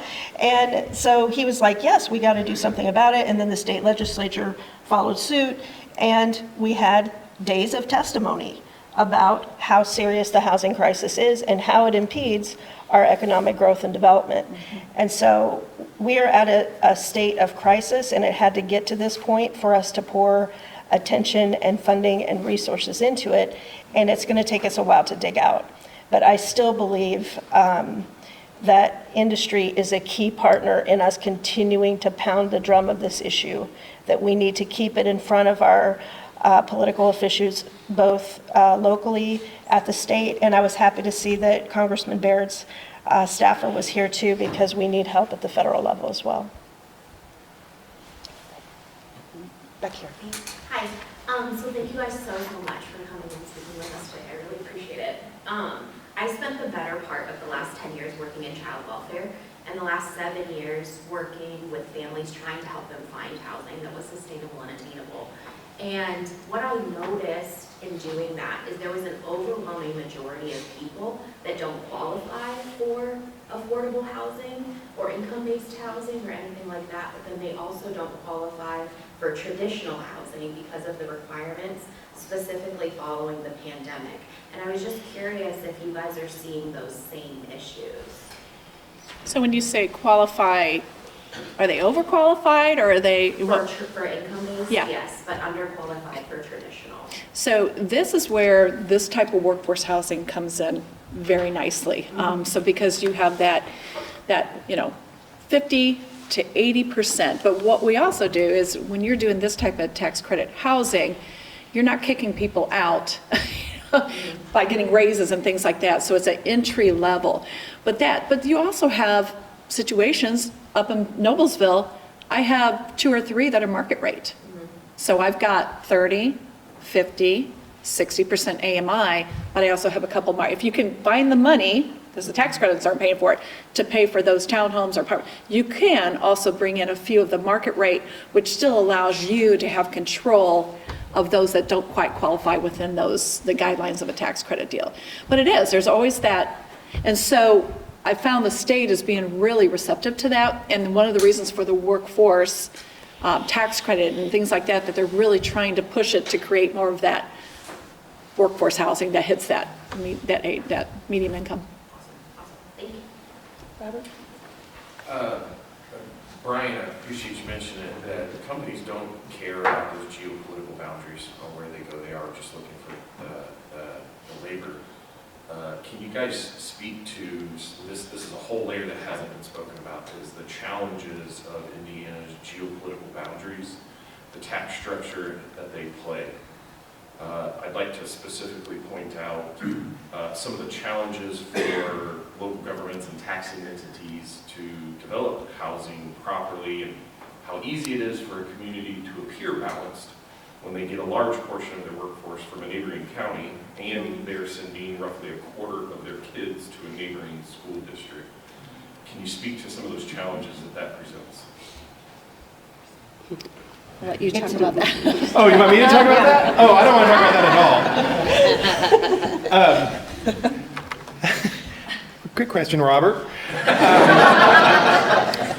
So what Robert is referring to is, if you look at the map on your table, and I know that's a Town of Avon map, and so there are incredible challenges that we have as a town in just efficiently trying to run a town and provide services to a community that looks like what we look like.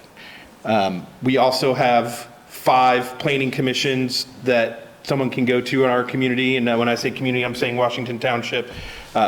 Plainfield encroaches on Washington Township, Danville encroaches on Washington Township, Brownsburg encroaches on Washington Township, Avon is here, and then we have unincorporated, which is the county. So you could go to 5 planning and zoning jurisdictions and get 5 different things, which is incredibly challenging.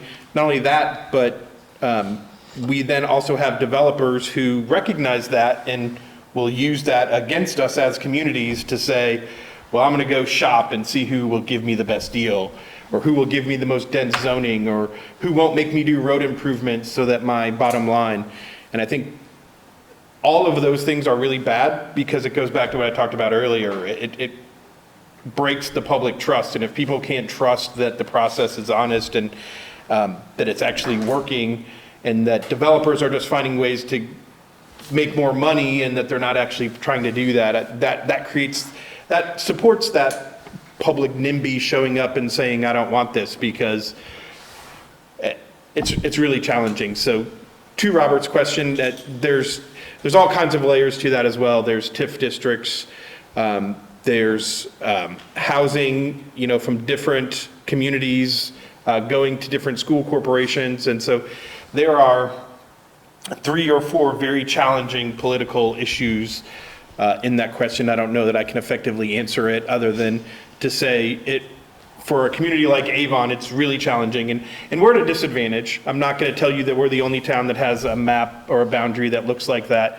There are other communities that look like that too, but Avon in particular is at a disadvantage because in terms of a community, we are still a baby. We're only 25 years old if you're compared to Plainfield and to Brownsburg. They've been around for, more than 100 years, and so they have had time to navigate those issues and address them. The legislature has also made annexation really difficult for us, which was our way to be able to navigate some of those issues. And again, this isn't what this forum was necessarily for, but our ability to annex properties is really challenging for several reasons. The legislation side of it is really challenging, but Avon also doesn't control our own utilities, which also makes really challenging for us too, because development can't come to a community unless they have water and sewer, and we don't control that. So some of those things are worked out before anyone ever comes to the town of Avon and even talks to us. And so then we don't necessarily get to have orderly growth and say, we want growth in this area, because we're not the ones controlling that. Utilities are controlling that by being able to provide those services. So in Avon, I think we have the worst end of all the sticks, unfortunately, and we're trying to fight through those and navigate it. But so I don't know if I answered your question, Robert, but. So we heard last year, we got some Mythbusters. My board presented to us the top 10 complaints they hear from the Not in My Backyard crew, if you will, and responded to them. I'd like to ask the panel for your top 1 and 2 complaints you hear and the reality.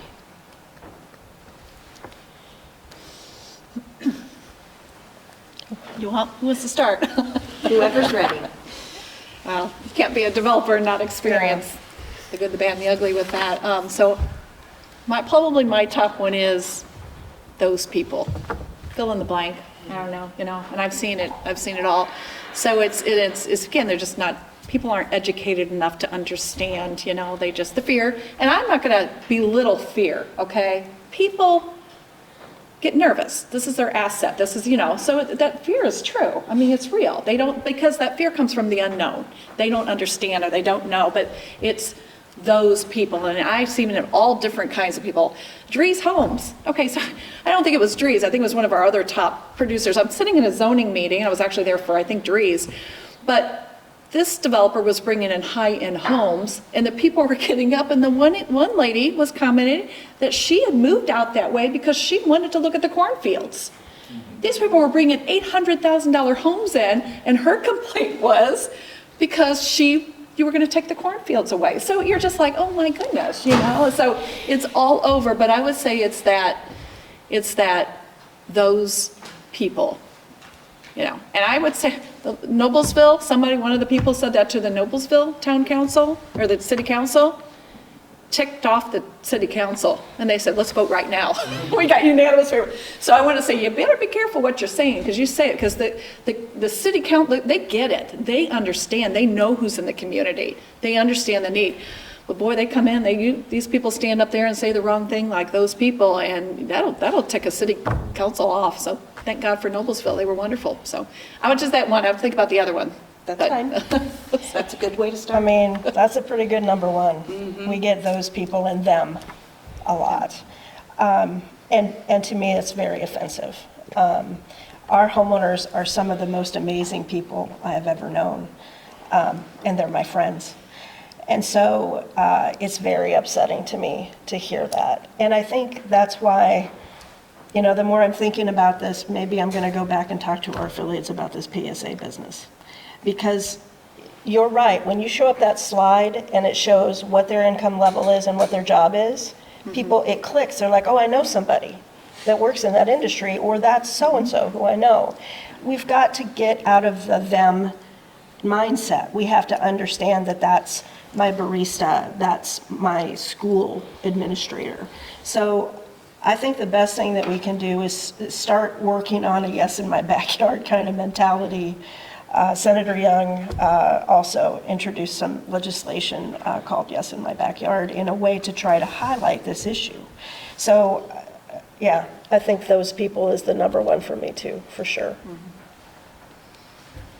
Right. Gosh, I can't even limit it to two. It's like, I think I talked about some of it in my presentation earlier, but really none of them are issues. The one I'll take maybe because it makes me mad, and it's maybe because of my public works background, but when people talk about traffic, and that's, again, it goes back to people don't understand traffic. Two, people don't recognize that traffic is actually good because the town can't improve roads if it doesn't actually have traffic. So I think I got up at a hearing and I got booed by about 120 people when I said, if you want your road fixed, we need more traffic. And people, boo, you don't know what you're talking about. Well, it's actually true. When we go apply for federal funding, if the more traffic it has, the better that project scores. So if you want your roads improved and you think your infrastructure is bad and that your traffic is bad, the only way to fix it is to actually get more traffic and to have more residents. And I understand that's super complex. Drainage is the same thing. People talk about, oh, you're going to make my drainage worse. I can tell you the worst offenders or causes of drainage problems are agricultural properties because they just let all of their water run off. So the best thing you can do for drainage is actually to develop it under our ordinances. We require people to detain it. We require people to hold it back. It actually makes drainage better. It does not make drainage worse to do development. So I think that's my public works background coming out of that. Those things are frustrating. And those are things we have ordinances that address those things. And we make developers do traffic studies if they're coming. And if there are negative traffic impacts, we ask those developers to help abate those or contribute to those improvements. And then we try to partner those contributions to then go do road projects to be able to make the situation better. And so, again, Marshall brought up earlier partnering, and those issues can be addressed by partnering and communicating and kind of working through. So, Yeah, I also think that your property value is going to go, oh, wow, Habitat. That was my second one. Habitat House Property is coming values, in, yeah. property value is going to tank. Opposite is true. Studies show opposite is true. Actually, those values go up. Oftentimes, when we're working in a neighborhood, neighbors are like, out in their yard fixing up stuff pretty soon. Yes, They're like, so hey. true. That is Yeah. so true. They start Over and fixing up, they're over. like, oh my gosh, if we're gonna have these brand-new looking houses, then maybe I need to spruce up my property. So actually, the whole look of the neighborhood is often improved by the projects that we're working in, especially if we're doing any kind of infill housing. So that's another number one, is that that's a huge misperception. Same thing, that's my, third would be traffic. If those two don't work, it's usually traffic, then you're gonna hear about the traffic, so, but yeah, same thing. Chase? Can I share some good news? Yes. I feel like we could probably use it. So, on your tables, there's this little flyer with the title Hendricks County Housing Task Force. There's a group of about 25 individuals that live and work in Hendricks County that are getting together under the banner and leadership of the Hendricks College Network. Tracy's here to represent them today. I would invite every elected official in the room, as well as any of the rest of you that are passionate about this, I would wager a guess that you are, since you're here, to one, connect with this group, and two, start utilizing this group. Even though it's just recently started in the past few weeks, our goal is to make a difference in places where it can be most meaningful. Although I only have 2 years of government employed public service, I've considered myself a public servant in every position I've had in my young career. And there are a lot more people like me than you think that are living in Hendricks County. The kind of people that would vote in favor of referendums to make our community better for everybody who lives here. The kind of people that will show up to a meeting. We just don't always know where to look and when the issues are going to be on the ballot. So if it's a public service announcement you guys want to work on, this task force will make that happen. We have funding, we have people, we'll build videos, right? We'll make sure we get it in front of the people that need to have an empathy change. Because although we keep talking about a need for education, what we have a need for is empathy. Right, that's what it boils down to. Because the reason why they utilize different topics like traffic and congestion and property values, because they know those are bell ringer things for our elected officials, because they have to care about this. Right? So the loudest and oftentimes most bored people in those meetings yell is, I don't care about who is in my community unless there's equity. So this task force of people, although there's only 20-25 of us, really wants to try and educate those folks on how to be more empathetic. So I would invite you to get involved and give Tracy an email so that we can come to those meetings and be just maybe a decibel or two louder than the board mean voices are in favor of some of these developments. Make a difference. Thank you. And because we have 40 or so foot soldiers here in front of us, I don't want to end on a negative note, as Chase, there is work to be done. What is our call to action? What can everyone take away today that they can do individually to support the message of housing in Hendricks County? I want to say thank you, because you hit it. And when I asked community, what is the need? I'm hearing, what is it? Because every council member, somebody has, what are the heartstrings? Where's the need? And it does go back to that, especially when you're talking about affordable housing or in that realm. But I would say just combination of find out what is that need in the community. One of them being, sometimes we want to say, oh, it's this, maybe you want your kids to be able to live in the community, okay? Your college kids, you want them, can they? So maybe it's even something as simple as that is, don't you want your college kids coming out of college, or your young married, your kids that grew up here, don't you want them to live in the community? I would, I do. So maybe that's the heartstring. It's just focus on that, and then or maybe what are the difference? But finding that heartstring, coming as a group, which you're already doing, which is phenomenal, and just saying, you know what, this is becoming almost missional. In whatever way, it's almost missional. Let's do it for the love of our town. Because if you're not growing, and I've seen it all throughout the state of Indiana, if you're not growing, you're declining.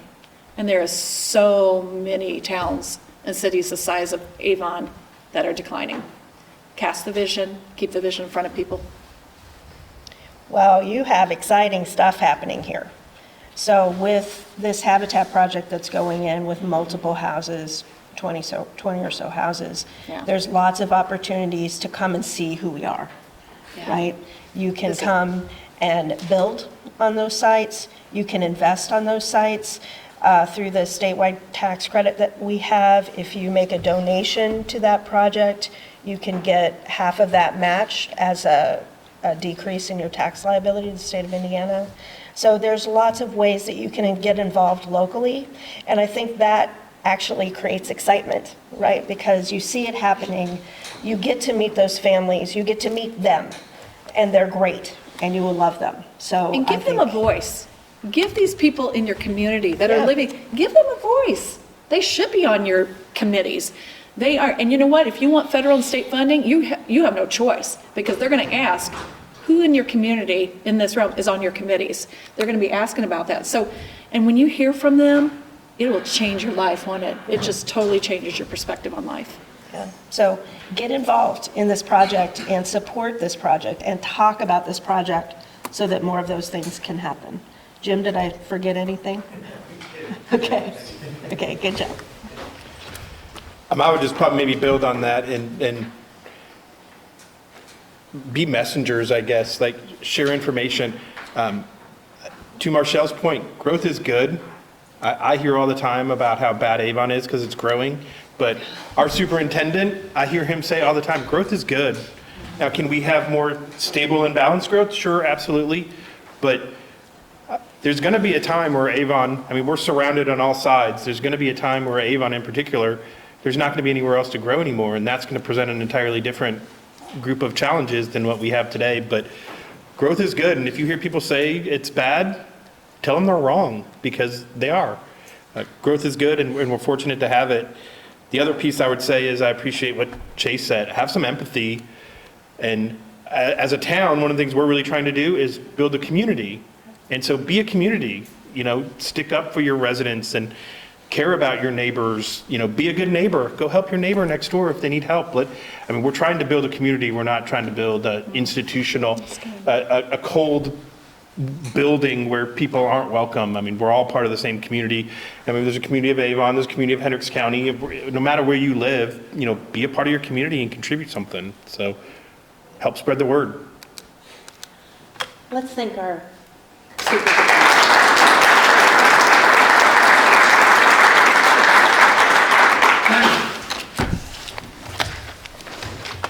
And I did, at the introduction, forget to introduce Kelly DiBenedetto, the Danville Chamber of Commerce Director, Rhonda Wiles, the Brownsburg Chamber of Commerce Director. Thank you guys both for coming as well. Our local officials, it's always great to have you guys be a part and help with the whole process, so thank you all for coming out as well. Great turnout to our guests, thank you, we appreciate it. As I said, we have 4 of these, this is number 1. Each week move to a different community with a different topic.